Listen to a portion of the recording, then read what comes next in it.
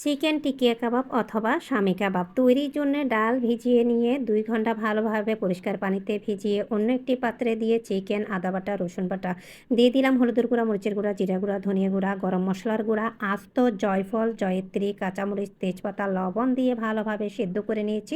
Of স্ক্রিনে হাঁড়িটাও change করে নিয়েছি, খুব বেশি ছোট হয়ে গিয়েছিল হাঁড়ি।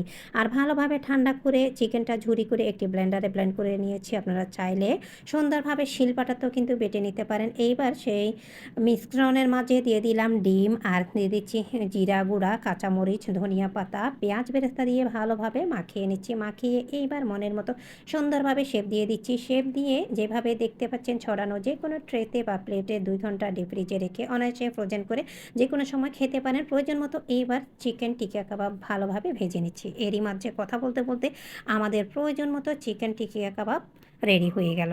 অসম্ভব মজার এই কাবাব।